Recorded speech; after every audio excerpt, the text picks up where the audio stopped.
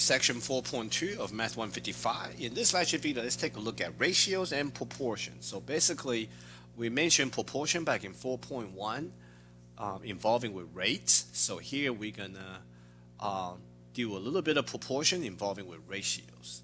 So let's say the ratio of 1.4 to 41 is the same ratio as 2.8 to who? We don't know. Well, most students can kind of figure this out pretty quickly.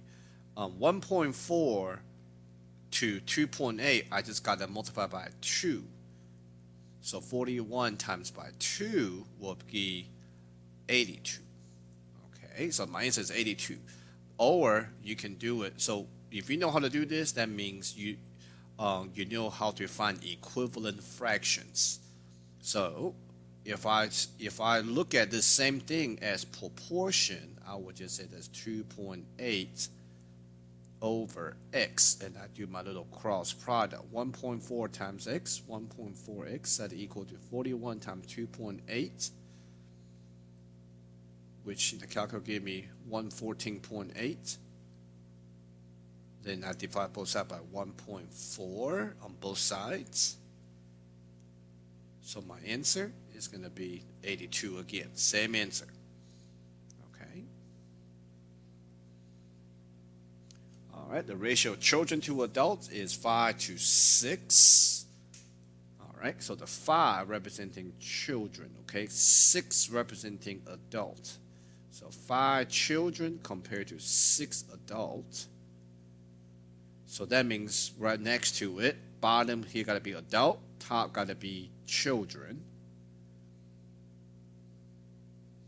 And there are 75 children are at an art festival. How many adults are in attendance? So 75 representing children. I put my number that representing children top to top. All right. In this problem, I actually trying to find how many adults. So the adults will be in the bottom. Let me see if my pen will come back here in a minute. So put my 75 at top over X number of adults. All right, so I'm going to do this problem using cross product. So that's 5 times x, which is 5x, that is equal to 6 times 75. 450, divide both sides by 5. How many adults in attendance? That will be 90 adults, okay? All right, let's see. The Clarksville football team outscored its opponent 6-3 last season. All right, so if their opponent scored 20 points, how many points did Clarksville score? So Clarksville football team outscored its opponent 6-3. So 6 compared to 3. The 6 representing Clarksville. So the 3 got representing its opponent. Set it equal to, all right, if their opponent scored 20 points, so I'm basically putting the number representing opponent in the bottom. So this is opponent. We're wondering how much the Clarksville score. So some of y'all can look at this and tell 6 over 3 is 2, right? 2 to 1 ratio. So that means Clarksville scored twice as many as their opponent. So X got to be 40. So if you can do this quick like that, that's fine. But I'm still going to show you how to do this by cross product. You can do it either way. 3 times x is 3x, that is equal to 6 times 20, which is 120. So 1 divide both sides by 3. My answer, Clarksville scored 40 points. All right, the number worked out where we can tell just by looking at it. So if we're involving with a little bit more decimals, then cross product makes it a little bit easier. All right, it was recently estimated that homes without children outnumber homes with children by about 7 to 5. So 7, the first number 7 representing home without children. That just means the kid's grown and moved out. or it can representing couples that never had kids.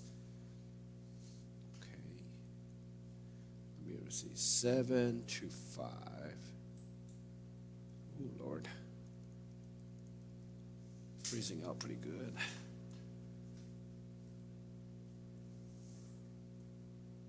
I don't know if my calculator made me do this, or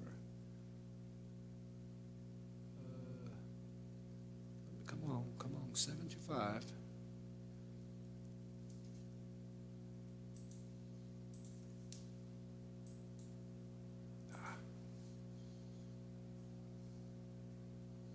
Use my hand.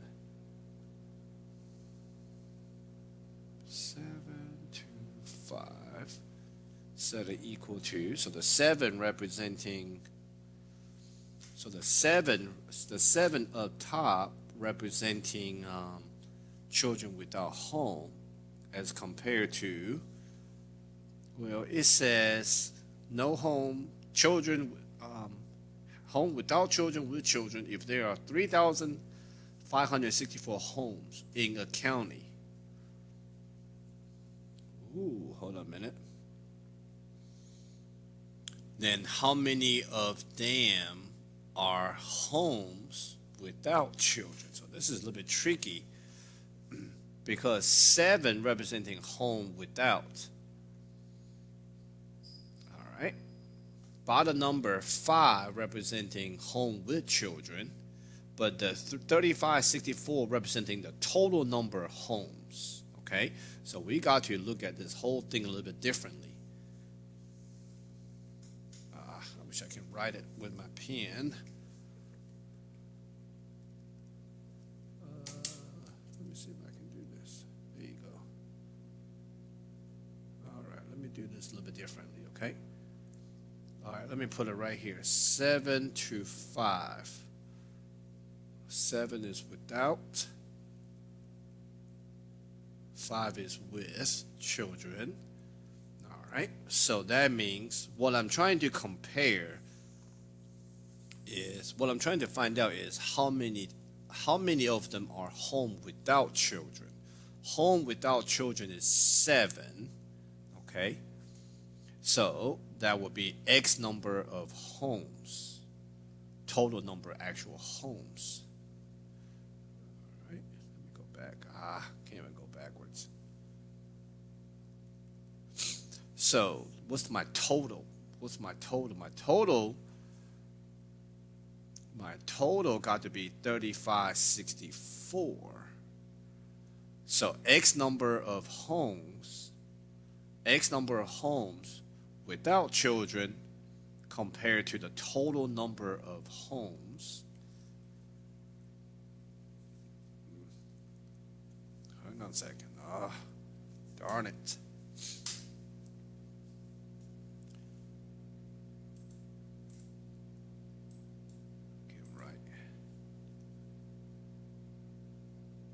So 3564 representing total number of homes.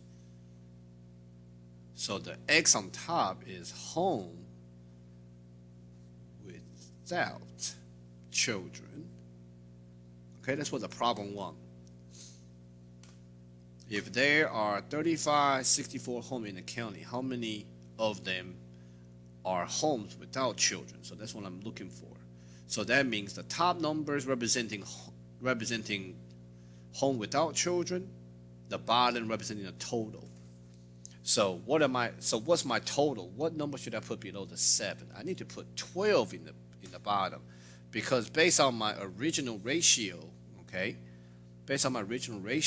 7 without, 5 with. So that means together is referring to 12. Okay, 12 of them. All right, that's referring to a total of 12 that this problem was comparing. All right, so let's do a little cross product.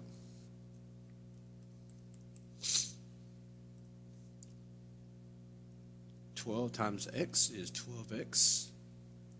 Set it equal to 7 times 3564. 7 times 3564, which is 24,948.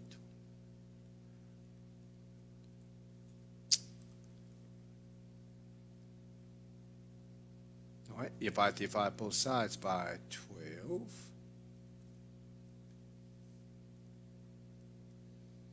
that would be 2,079. All right, 2,079 homes without children. All right, so this is what I'm going to do, okay? If 2,079 home without children, if I take the total 3564 minus the 2,079, that will give me the number of homes with, that have, excuse me, let me make sure I get it right. Without children, okay, without children, let's see, without children is 2,079. So if I subtract, that's 1,485 with children. So now, if I'm comparing 2079, without children, divided by 1,485 with children, simplify this fraction, it got to be 7/5. There you go. So that's why the 12 makes sense below the 7, representing the total, when I was comparing the 7 and 5.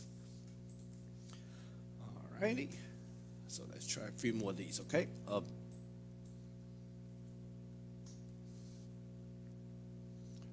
see. A blind taste test is over in a new favorite juice flavor.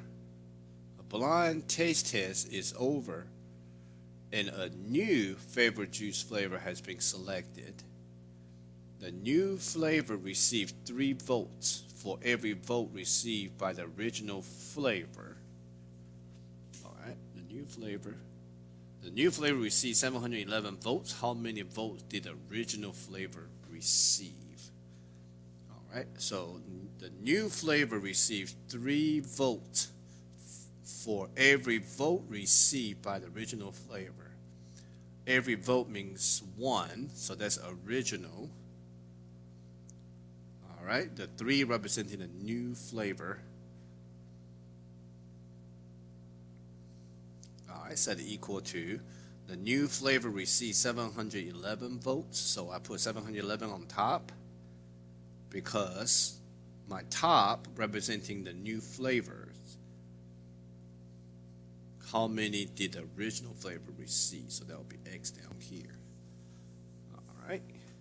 So if I do a little cross product, that's 3 times X is 3X, set it equal to 1 times 711, which is 711. Divide both sides by 3. My answer, 237 votes total for the original flavor. You're making a colorful cake for a birthday party and need to use 5 drops of food coloring for every 8 ounces of icing. So my ratio is 5 drops, okay, of coloring for every 8 ounce, okay, of icing. So I got coloring on top, icing in the bottom, set it equal to how many drops of food coloring do you need? So that's X number of drops of food coloring if you are making 32 ounces of icing. So that's X number of coloring for 32 ounces of icing.